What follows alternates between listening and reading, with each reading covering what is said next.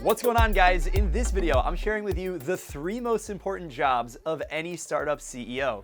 CEO stands for Chief Executive Officer, and in this video, I'm going to share with you not only what those 3 things are and why they're so important for entrepreneurs to focus on to scale their business, but how these 3 principles can apply to every aspect of life. So whether you're starting a company or not, you might be an athlete, how you can take your life to the next level by focusing on these 3 things. If you're new to the channel, welcome. In this series, I share how entrepreneurs can take their business to the next level. And if you have an idea to start a business of your own, I'll share with you the tools and right entrepreneurial mindset that you need to take those first steps. If that sounds interesting to you, make sure you give the video a big like and of course subscribe to the channel. It helps me out a lot. Now let's get right into the video. We talked about the CEO being the Chief Executive Officer. You are the CEO of your life, so a lot of the decisions that you make are impacted by you and you alone. The first and most important thing that the entrepreneur, the CEO, has to do is to set the vision for the company. What are you ultimately trying to accomplish? What is the problem that you're solving? What is the direction that you're moving? Not only how do you solve the problem, but defining who are you solving the problem for. And it's super important for the CEO. Their primary job is to set the vision and the direction for the business and to create actionable milestones to work towards that vision. It's really important that entrepreneurs set a really massive vision 10 years down the road, 20 years down the road. What is the problem that you're trying to solve? And setting a really big, hairy, audacious goal on how to accomplish that. I did a video actually on how to set a big, hairy, audacious goal. I'll link it right in the description. It's also really important that entrepreneurs articulate this vision to their team. And even if you don't have a team and you're a solo entrepreneur, it's really important to recruit a team of advisors and communicate and articulate this vision to them. A good entrepreneur can articulate the vision. A great entrepreneur will define what success actually looks like. They will set smart, tangible goals. If you're not familiar with a SMART goal, it's actually an acronym. It's short for specific, measurable, attainable, relevant, and time-bound. A really great CEO will not only set a clear vision, and they'll be able to articulate it, but they can define what that success looks like by setting clear milestones and what the KPIs, key performance indicators, are to reach that success. So the most important part of an entrepreneur's job, the CEO, is to set the vision. Now, of course, the vision won't execute on its own. So the second most important thing that the CEO needs to do is to recruit a world-class team to execute towards that vision.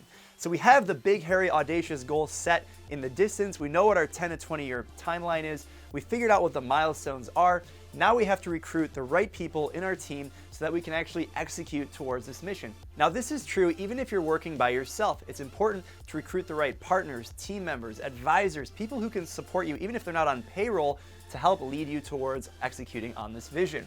The CEO must transition from being a doer-in-chief to delegating and building the infrastructure that will build the business. So when you're starting out, it's just you, and you're the one putting in the hours, you're grinding it out, you're the executioner, you're the one putting in the vision and trying to figure out how to execute on this mission. And eventually, depending on where you're at in the stage of the company, you'll have to hire people and you'll have to build a team that you can move faster, you can accomplish more things. So it's really important to not only articulate that vision, recruit a world-class team, because at the end of the day, who will execute the vision, strategy, and milestones? Yes, the CEO will do that, but you'll transition at some point to recruiting others. And building a company culture and delegating appropriately is all part of this. You have this great vision, you have to recruit a team, and you have to recruit the right people and build the culture so that people can execute towards that mission. And now the third and potentially most relevant to make all of this happen is to put money in the bank. It sounds pretty blunt, but it's the truth. At the end of the day, you're building a business. In a startup, cash is king. No cash, no business. As simple as that. So as soon as you set this incredible vision, the entrepreneur's vision of the future to change the world, you recruit the team. You've got to find a way to pay for the team. You got to keep the lights on. The lights don't keep on by themselves. So once you've done all of this, the third job, and it all happens simultaneously. You don't just do 1, 2, and 3. Step number 3, which happens at the same time, is to put money in the bank. You can do this one of 3 ways. The first way is by delivering revenue, driving revenue from new or existing customers. So at the end of the day, you are the best salesman as the CEO of the company. You're the best salesman, saleswoman, and it's up to you to drive revenue initially from the customers that you're providing value to. Step number 2, it could be through fundraising. This could come from a bank, it could come from venture capital, equity crowdfunding, it could come from angel investment, it could come from grants. But at some point, you need to figure out how you're going to put money in the bank to fuel the team that's executing towards the vision. They're all connected to each other. And the third potential way that you can put money in the bank is by leading business development. Now, this could be similar to number one, where you're trying to recruit customers or clients, but it could just mean recruiting the business development of your arm that will support the business unit of getting more customers. I also did a video, 10 ways to fund your business. Check it out, linked in the description below. And I talk about different ways that you can raise financing for your company. If that's interesting, again, check it out in the link in the description. I talk about grants, equity crowdfunding, friends and family, bootstrapping, every way you could think of to raise money. It's all in that video. Now, we mentioned the chief executive officer is the CEO, but you wear multiple hats. We've all heard the expression, the CEO wears multiple hats. What exactly does that mean? Now, while the core three that I addressed, set the vision, recruit the team, and put money in the bank, these are the core three, and everything should really fit into one of those three buckets. There's a number of other things that the CEO has to do. And again, this applies even if you're not a CEO, if you're a founder, early stage team member, all of these things apply. Here are 5 different hats that the entrepreneur has to wear. The first one is the architect hat. And the architect hat basically means you are determining the business model. You're an architect, not in the sense of building a building or a house or something like that. You're actually building a company, and how are you going to transact? Everything from what type of business entity structure are we choosing? Is this an LLC, S Corp, C Corp? And how are you going to make money? So understanding the business model canvas and how you will actually operate as a business to solve the problem in the market with the solution, whatever it is that you have. Once you've identified the problem, your next hat is to wear the engineer hat. So you're gonna have this engineering hat, and that means literally building the product, building the service. If you're trying to open a restaurant, this means you're the chef, you're the head chef, you're cooking whatever dish that you're trying to create. If it's software, you're writing the app, the website, whatever it is that you're building. If it's a service, you're actually going out and doing the deliveries. You're actually building the thing. You're enacting in the service. And whether you're an engineer or a chef, whatever it is that you're doing, that is a hat that you have to wear because you are designing the solution. So step one here, you're wearing the architect hat. You figure out what is the problem, how are we gonna build a business around it, and then you're building the solution itself for that problem. The third hat you wear is the coach hat. And as literal as it sounds, you are building the team, you're recruiting the team, you're coaching the people around you, and how, once you recruited them, you're coaching them, and it's a long-term process that's building the culture and really engaging the people that are on your team. It's motivating, it's advising them. You're also wearing the player's hat. So this means you're in the market, right? The coach is working with the player, and sometimes you are the MVP. You've got to go out there and you've got to make the plays happen. You've got to make it happen. The last hat is the student hat, because you're always learning. In life, we're always learning. There's so much changing in the world. It's absolutely amazing the time that we live in. As crazy as the economy may seem in April of 2020 when I make this video, there's a lot of stuff going on in the world, and we're always learning. We're a student of the sport and swimming for me. You're a student of business. You're always learning. Hopefully you're watching this video to learn something, and hopefully you're enjoying it. If you are, give it a big like if you haven't done so already. But you are wearing the student hat as an entrepreneur. You're communicating the new information that you learn, the new market insights to your team members.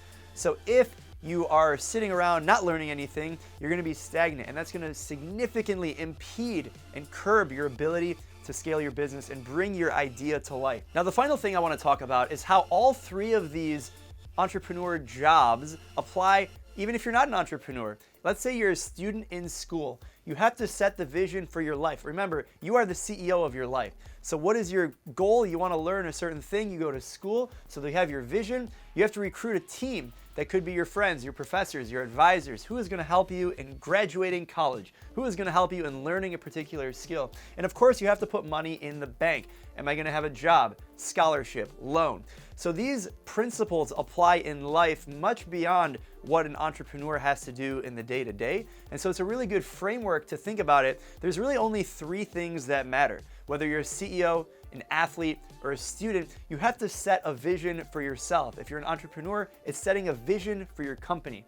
You have to recruit a world-class team around you. Anyone who's ever been great at anything has recruited incredible people around them to support them and coach them and mentor them. People who have been there, done that, and that's super important not only in business and entrepreneurship, but in life. And thirdly, you have to put money in the bank. Nothing is free in this world. Whether it's cash, whether it's favors, you've got to do something to fuel and fund that team and achieving that vision, which ultimately will take a lot longer than you think it will. So plan for the long haul, figure out what you can do to put money in the bank, recruit the team, but of course you have to start with a vision, a long-term vision, a big, hairy, audacious goal on what you hope to see in the world. I believe myself at my Swim Pro, our company, I am the chief swimming evangelist. So we talk about chief executive officer, and the chief executive officer is the chief of the entire executive staff. Of course, if you're only one person or two or five or seven, that doesn't really apply. That's more for like a big company terminology, corporate world. But come up with your own creative name. I like to refer to myself as the chief swimming evangelist. It is my goal to help people realize their full potential in the sport of swimming to improve their performance and health. Find what your unique job title is, figure out what your why is, understand what your vision is, make sure you write down your SMART goals and your big, hairy, audacious goals. If you enjoyed this video, again, make sure you're subscribed for more entrepreneurship tips. I want to leave you guys with two important videos that I'll also link in the description below and I'll put on the end screen over here. The first video is how I turned my idea into a company that turned into the App of the Year by Apple. It's a TEDx talk I gave. It's about 10 minutes long. Enjoy it. And the second video is how I took my idea and turned it into a company in 54 hours at Startup Weekend. That video is also going to be linked in the description. I hope you guys enjoyed it. Let me know in the comments what you guys are working on and how I can help you with your business. And of course, let me know in the comments which of these hats, where are the hats? Here are the hats. Which of these hats I left out? Maybe there's more than the architect, engineer, coach, player, and student. Let me know in the comments. Take care, stay safe, and keep hustling.